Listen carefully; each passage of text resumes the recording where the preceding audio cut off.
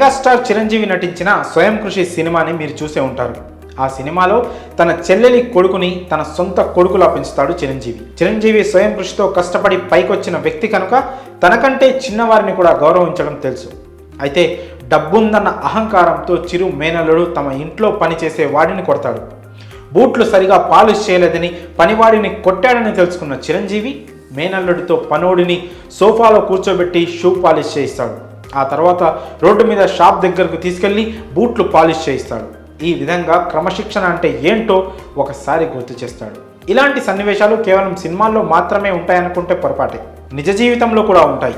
తమ దగ్గర పనిచేసే వారిని చులకన చేస్తే తండ్రి వెంటనే కొడుకుతో క్షమాపణలు చెప్పించిన సీన్స్ చూసాం. అయితే నిజ జీవితంలో కూడా ఇలాంటి సీన్ జరిగింది. ముఖేష్ అంబానీ తన కొడుకుతో వాచ్మెన్కి క్షమాపణలు చెప్పించారు. అవును, మీరు విన్నది నిజమే. అదేంటి, ధనవంతులు పనోళ్ల పట్ల దురుసుగా ప్రవర్తిస్తారు కదా, అసలు వారికి విలువ ఇవ్వరు కదా అని అనుకుంటున్నారా? అందరూ ధనవంతులు అలా ఉండరండి. కొంతమంది ముఖేష్ అంబానీ లాంటి వాళ్ళు కూడా ఉంటారు. పిల్లలకు జీవితంలో ఏ లోటు లేకుండా చూసుకోవడమే కాదు, ప్రవర్తనలో కూడా ఏ లోటు లేకుండా చూసుకోవడం కూడా తల్లిదండ్రుల బాధ్యత.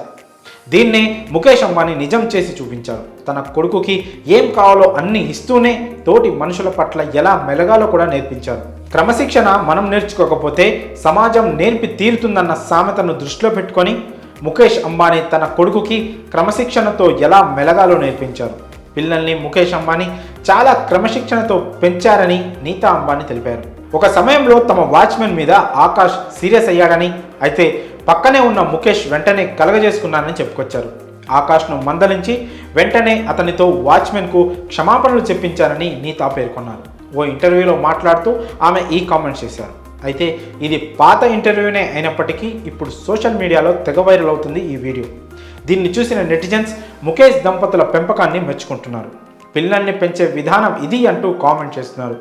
అపార కుబేరుల్లో ఒకరైన ముఖేష్ అంబానీ తన పిల్లల్ని ఇలా పెంచారు కాబట్టే ఆయన వ్యాపార రంగంలో నెంబర్ 1గా కొనసాగుతున్నారని నెటిజన్స్ కామెంట్ చేస్తున్నారు. ముఖేష్కు 3 పిల్లలు ఉన్నారనే విషయం తెలిసిందే. వాళ్లే ఆకాష్ అంబానీ, అనంత్ అంబానీ, ఇషా అంబానీ. వీళ్ళు Jio platforms and Reliance retail ventures బిజినెస్లను చూసుకుంటున్నారు. ఇక ముఖేష్ అంబానీ నేతృత్వంలోని జియో ఫైనాన్షియల్ సర్వీసెస్ మరో రంగంలోకి అడుగు పెట్టేందుకు రెడీ అయిందని తెలుస్తోంది.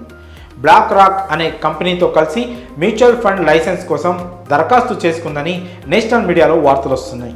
ఈ దరఖాస్తు securities exchange board of India పరిశీలనలో ఉందని సమాచారం. మరి అంబానీ తన కొడుకుతో వాచ్మెన్కు సారీ చెప్పించడంపై మీరేమనుకుంటున్నారో మీ అభిప్రాయంలో కామెంట్స్ రూపంలో తెలియజేయండి.